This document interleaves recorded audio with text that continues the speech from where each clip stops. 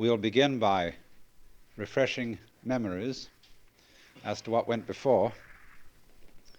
In discussing the theme of the Joker, I have been talking about a point of view, the Joker's point of view, from which not only our social institutions, but also all the formations of the natural world are seen as games.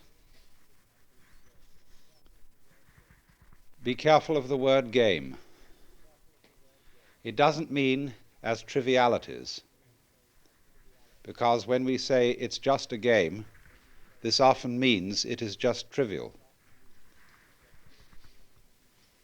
There can be important games, as when we play the piano or musical instruments. We are not necessarily doing something frivolous, but we are playing. And there is something in the nature of all play that is not serious, but at the same time may be sincere. And I tried to give you the picture of the multiplicity of natural forms on the one hand, and of human social institutions, and all the things that we do and consider important and busy ourselves with as human beings. I tried to give you the point of view from which these can be seen as games, as things being done, as it were, simply for themselves, and not for some ulterior motive. And therefore, these games are in a way best played when they are played as games. Although it's really all right for people to take them seriously, except that they are a little bit deprived. They're missing something. And so when the Joker sees a person taking his life seriously and regarding himself as extremely important, there is something a little bit funny about it, and he is inclined to get the giggles. And it's all he knows, that the very intensity of seriousness with which the individuals concerned are taking these games will be a kind of foil for the subsequent bursting into laughter when he sees that it wasn't serious after all. You see that? You might say there are these classes of people. There are the very far out people and the very far in people. Now, ordinarily we say someone's very far out when they are oddballs, when they are exceedingly unconventional. But I want you to turn the picture round and look as a conventional person. Look at a square as a person who's very far out. That is to say, he is so involved in the seriousness of the game he is playing that he is lost. He doesn't know where he started from, and he thinks he's there. But he's completely lost, because he is actually under the cover of his assurance, of his status, of his position in society. He's really a very anxious person. I said a lot yesterday about the way in which our society shows anxiety because it cannot permit the existence of people who don't belong. And it cannot really permit the criticism of laughter. It cannot permit the presence of the old-fashioned court jester, because these people are so far out. They're so involved, and from a certain standpoint, you see, from the Joker's standpoint, he doesn't condemn such people. He rather congratulates them on their heroism for getting so lost and involved. But to keep the far out people from going quite insane, there have to be far in people. And the far in people are those who keep contact with the original goings on behind the scenes. They are like the prompter in the theater Well, there are the actors out on the stage, relying on their memories, etc., and they're supposed to get completely involved in the play. But there's a concealed prompter with the script in front of him. And he is the connection of the actor on the stage with the green room behind the stage. And you see in this dramatic analogy of the universe, the green room is the central point, the still point of the turning world. The green room is how God is when he's back home, not involved in all these games, and takes off the mask. See, on the Hindu theory that everybody is a mask of God. Like a wonderful line in one of Chesterton's poems. And now a great thing in the street seems any human nod, where move in strange democracy the million masks of God.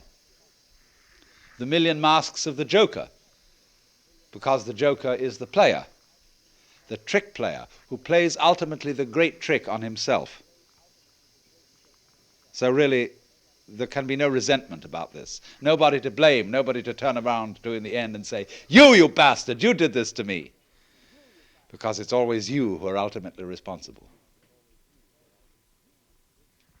So this prompter, you see, keeps the actor on the stage in touch with the green room. And so there are certain people in the world who might be a kind of a priesthood sometimes, although priesthoods are apt to become corrupt and square, but a kind of people in the know. There always has to be somebody around in the know, so that, as it were, the wheel of society and of existence, the wheel of the squirrel cage, the wheel of the rat race, can have an axle firmly planted. And at the center then there have to be the far in people. So this is the domain of jokers. Now, having developed that side of the joker, the person who sees through the social institutions as games, I went on in the second session to discuss another aspect of the joker as the Sly Man, in comparison with the monk, the fakir, and the yogi, who undertake, all those three, undertake in certain different ways disciplines which have the intent of releasing them from their karma.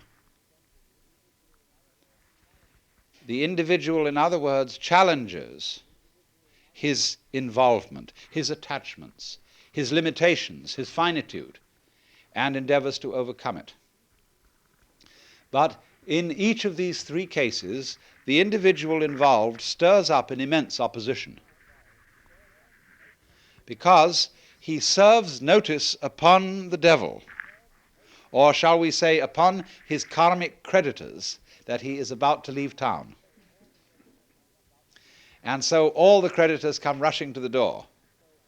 All his past sins catch up with him. And the devil lays his temptations in the way all the more thoroughly. So that the Sly Man is the one who, when he is going to leave town, does so instantaneously without any prior announcement. And so in this way there is, shall we say, a cunning manner of becoming a Buddha. And that is to become one instantly, without any preparation or warning whatsoever. This is why Zen is called the sudden school, and why Satori is a sudden awakening. Because it has to be done without the slightest warning. Now, but then I pointed out that the moment you have any idea about doing this, you've already ceased to be sudden. That is to say, the moment you seek for some spiritual attainment, which is becoming a Buddha, becoming awakened, becoming released, getting in there, you've already served notice upon your creditors. So that somehow or other you find that you have to do it without intending to do it. And that is a double bind, which you impose upon yourself when you say, I must find a way of doing this spontaneously. That's the old basic double bind. You must be spontaneous. You are commanded, or you command yourself to do something which is acceptable only if it happens spontaneously. Then you think about that and say, well, what a fix that is. Here am I saying, I must be surprised, and I'm going to lay plans to surprise myself. So by going through this, you discover naturally that that can't be done. You can't surprise yourself on purpose. Yet that's what you have to do. So what about it? You come to a state of total paralysis. You're stuck.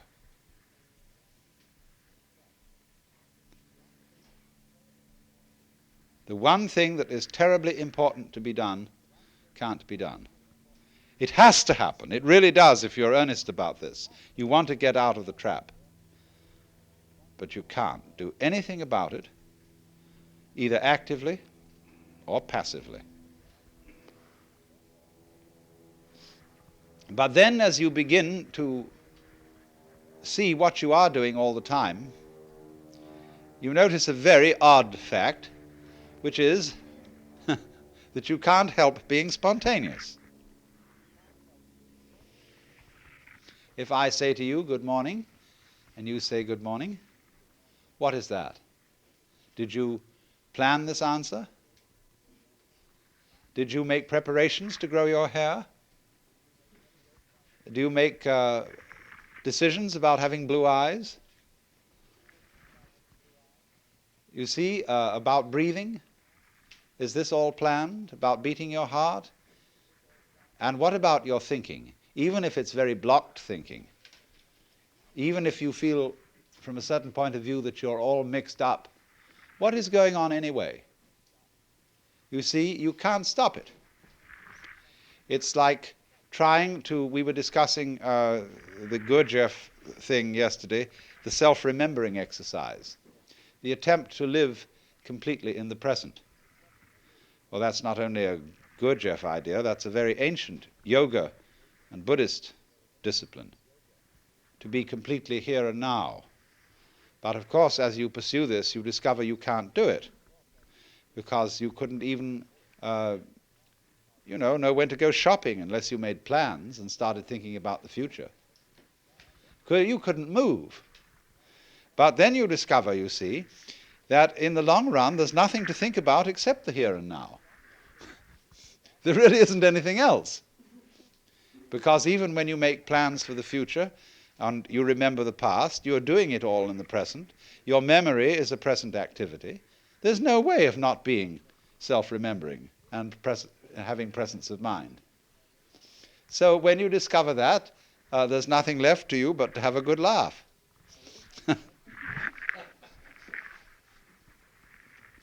Well, now, I want to develop to a greater extent something I only touched on yesterday afternoon when we were discussing anxiety and laughter and the relationship between the two. I suggested that anxiety and laughter are really the same phenomenon, but seen from different points of view. As we all know, we can have shudders of horror and shudders of delight, tears of grief and tears of joy. And it's the same shudders and the same tears in either case, but they have a completely different meaning. Now, life is a matter of oscillation. Life is vibration. It's the whole time and all the way through. The question is, how are you going to interpret that? Is it tremble, tremble, tremble, or is it laugh, laugh, laugh? That's the great thing. And sometimes it's one, and sometimes it's the other. So that the whole thing of the Joker is he comes into being, as it were, at the point when the anxiety interpretation of the trembling becomes the laughing interpretation. We were talking about monks who had skulls in their cells to remind them of mortality. And we think a grim thing. The skull is a grim thing. But Chesterton had the poem about the skull. Chattering finch and waterfly are not merrier than I. Here among the flowers I lie, laughing everlastingly. No, I may not tell the best. Surely, friends, I might have guessed death was but the good king's jest. It was hid so carefully. So you can see the skull not as a grim thing, but as a laughing thing. It's all that's left of a human being. And all the surface is peeled off, and nothing but this beautiful bone remains. It laughs.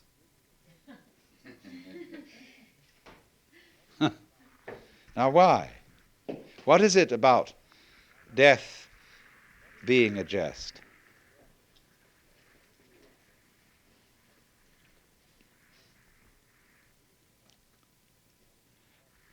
We discussed the problem of the zebra. You remember whether a zebra is a yellow horse with black stripes or a black horse with yellow stripes. And of course, you can see it either way. And you can argue till all is blue about which side is right. And let's suppose that a black horse is a horse of ill omen, even though striped with yellow, and a yellow horse a horse of joy and good omen, even though striped with black. This is our eternal problem. We are in the state of egocentric consciousness, firmly convinced that death is a threat.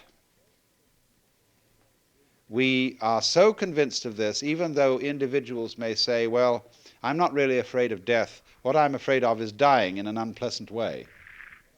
Nevertheless, since almost all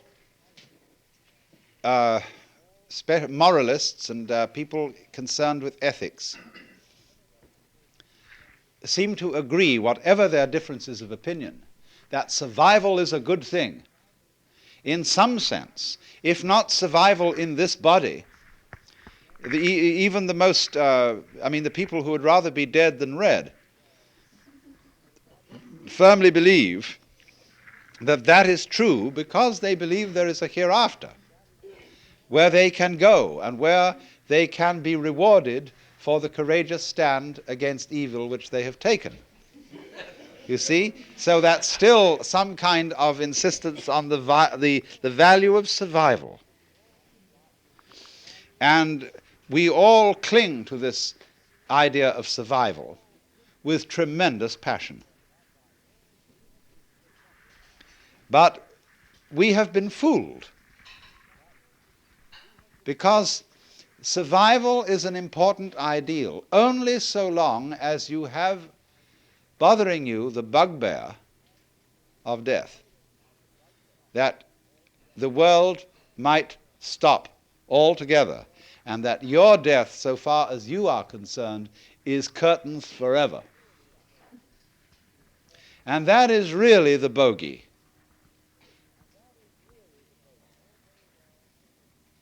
You see, that's all very well to rationalize and say, no, it's not death I'm afraid of, it's the pains of death. But if you think about it deeply, there are several stages in thinking about it deeply.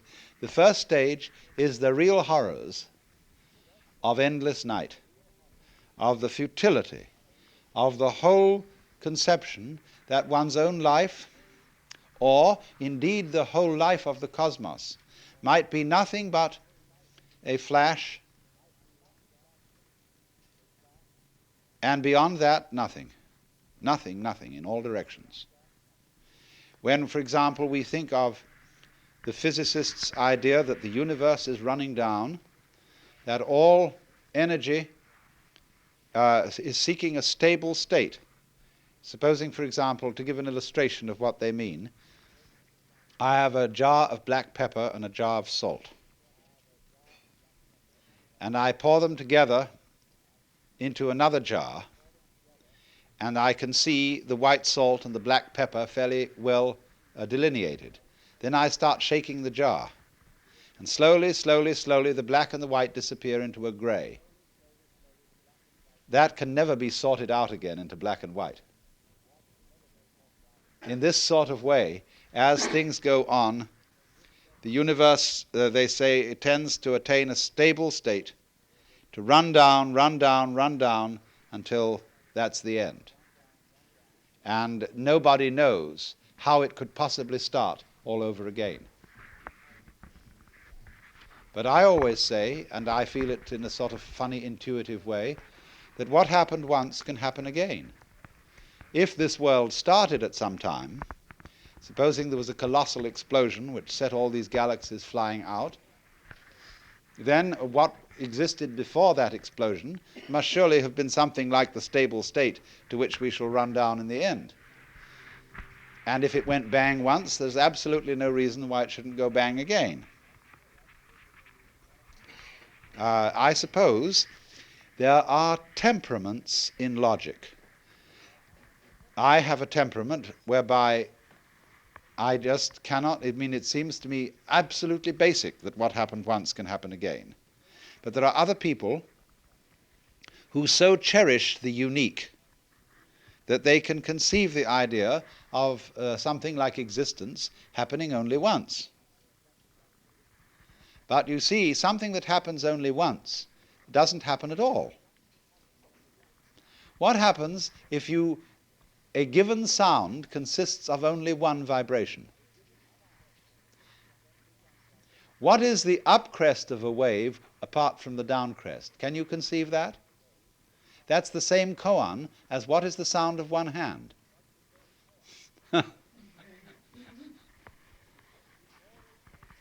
You see, it always takes two.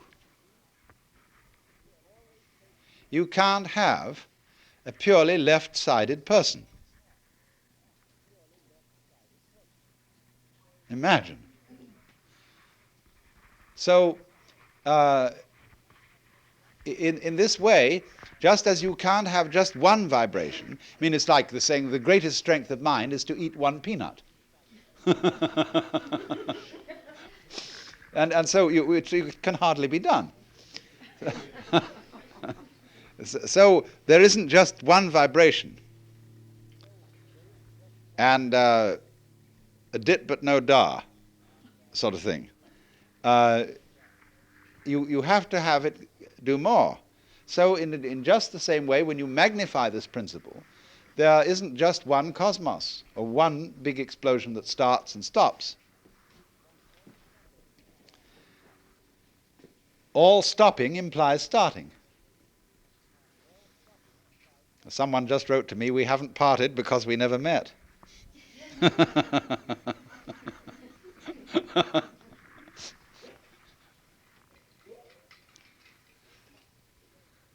So the whole point of saying this is the realization that existence is eternal.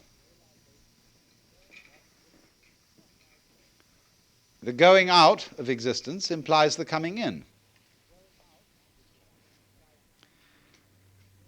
And St. Thomas had some points here when he said, there could never have been a time when there was not being, because if there had been a time when there was nothing in nothing to produce something. But he didn't quite have the point, because what he didn't see was that nothing is productive in the sense that you can't have nothing without something. They go together. And all this thing is an argument, again, about whether the zebra is yellow striped black or black striped yellow.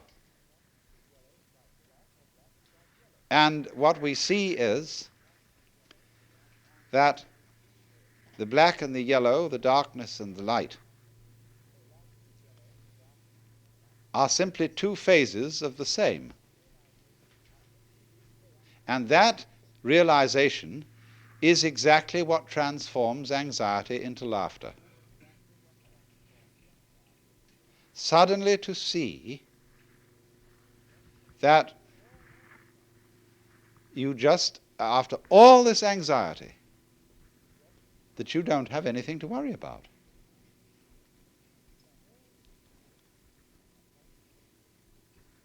Now, that doesn't mean that there will not in our future lie some extremely painful experiences, or experiences that we would ordinarily interpret as horribly painful. We may all die of ghastly diseases, or of radiation burns, or of unimaginable things. But look here. I very briefly touched on pain yesterday and the way pain is interpreted. If you interpret pain as something that is destroying you and is going in the direction of total death, then it's very serious indeed. And it's perfectly terrifying. But I've been investigating experiences of people who have undergone torture. I don't know if anybody in this room has. It's always possible. But and then if so, you can correct me. But the worst part of torture is the beginning, when of course you're full of all your illusions and all your fears about black and white and the terror that black may win. But it's said that as torture proceeds, it slowly changes the state of mind of the victim to a kind of drunken, masochistic giving in to the torture, so that it becomes something that he cooperates with. And that if the torturer notices this, he knows he's through and has to kill him. So, in other words, there is a point at which pain becomes an experience without having a negative interpretation put upon it. Becomes, in other words, converted into ecstasy.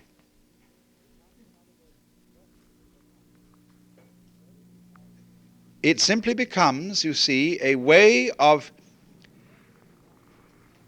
going through extraordinarily far out sensations which have no meaning. If they have meaning, the meaning of threat, the meaning of death looming at the end, and you know this is the tearing apart and the destruction of you, then you see it is absolutely horrendous. But if it has no meaning at all, just transpose yourself into another dimension to illustrate it, because what the dimension I'm talking about is a very tough one. But let's go back to a simpler one. Let's take sounds.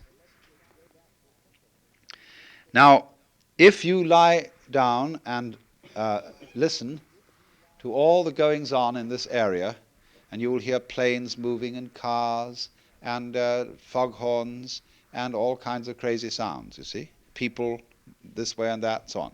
And you can listen to that and find it very interesting, very beautiful.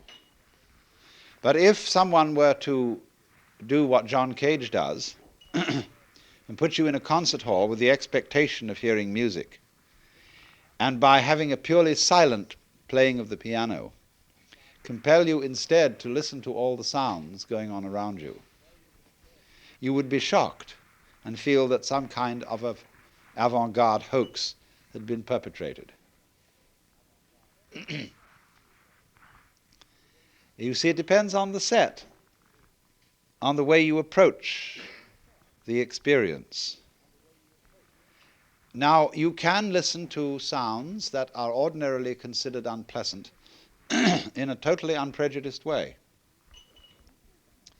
You can listen to discordant musical noises and find them extremely interesting if you listen carefully enough. You can listen to a squalling brat and find it musical. That this child, I'll never forget waking up one morning and listening to a child whining. The child wasn't saying anything, there were no words in it, it was just a plaint. And it wasn't exactly crying, it was a kind of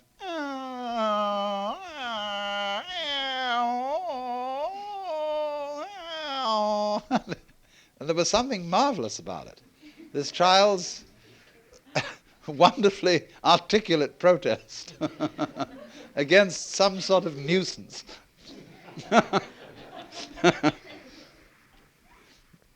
And so,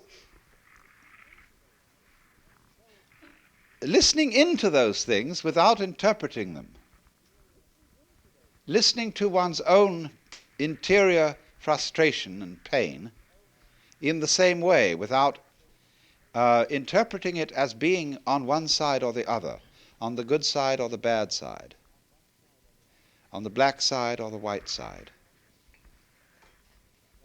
is what makes it possible, you see, to transmute these things. But you can't do this. You can't really, honestly transmute pain into a form of play, a form of weird, far-out sensations that are basically just that. So long as you fail to see the inner unity of the opposites, so long as you fall for the idea that you are nothing more than this particular life, than this particular ego, which came from nowhere and is going nowhere. While you remain under that illusion, you see, you first of all, you don't see your identity with everything else that exists.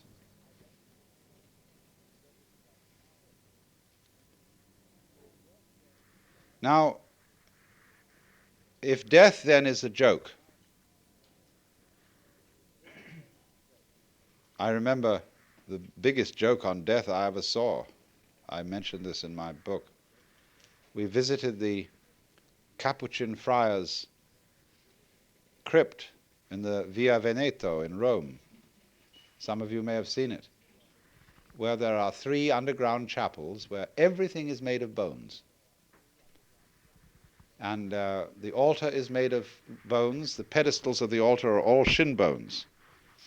And then there are piles of skulls, and the decoration of flowers on the ceiling are ribs alternating with vertebrae.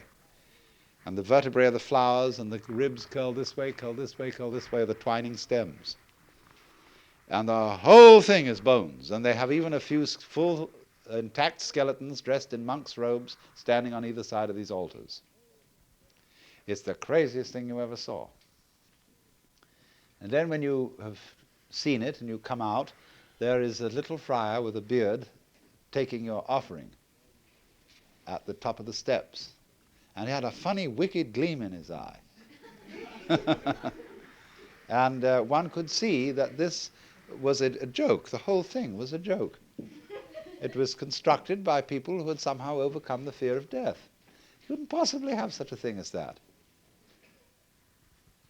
And so I was fascinated by it because I thought that on the day of the resurrection, there's going to be a tremendous scuffle, fitting all those bones together and everybody getting up the stairs for the last judgment. Well, so if it is seen that death is a jest, but the question is, you see, we are so tormented by the bugbear of it being the real end, by the imagination of the possibility of being in the dark forever. Now, you really must think this through, because it is a pure delusion.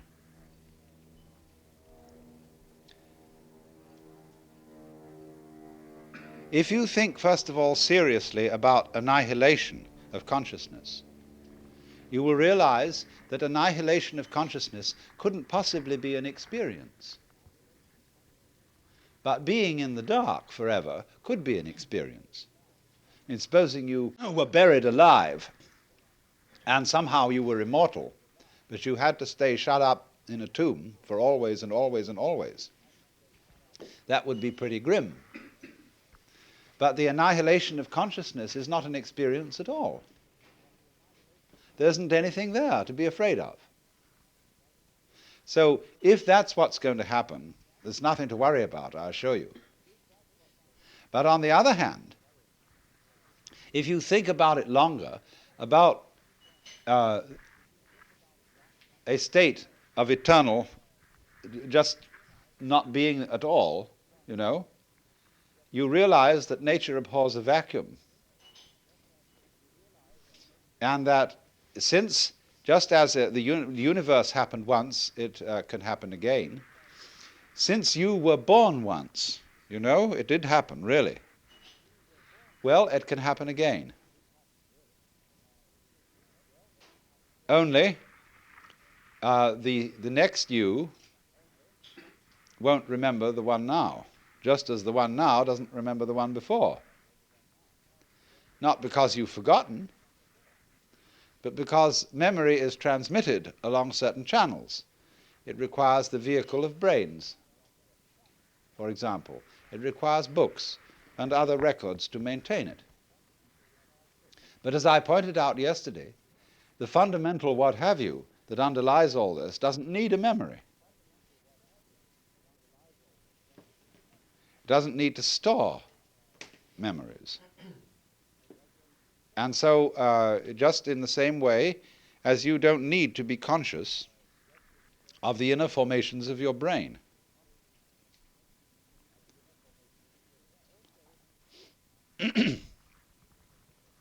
Also, here I'm talking speculatively.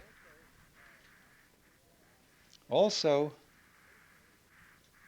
there are curious connections where we don't see any.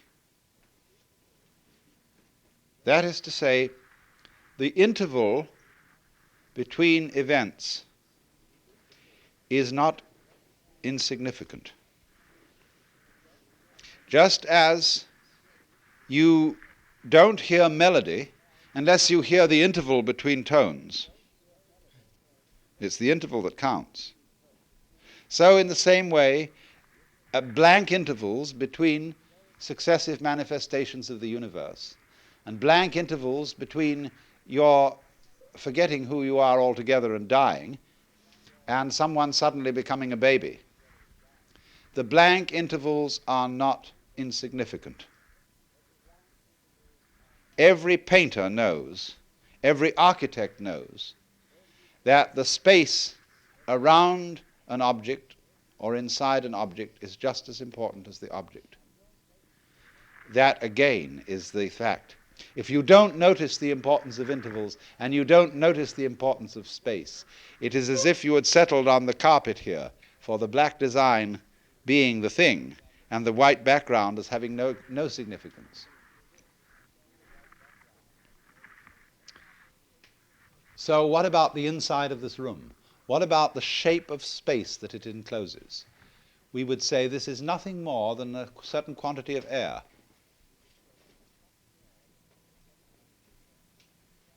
But don't you see that the distance, the space between that wall and this window is life room? That it's not nothing? That it's just as important? It comes into being at the same moment as the walls come into being? It connects them? And so likewise the space between our planet and other planets is not insignificant. So once you see that intervals of apparent nothingness are significant intervals, that their size makes all the difference to what's happening. When the intervals between dits are short, the note is high.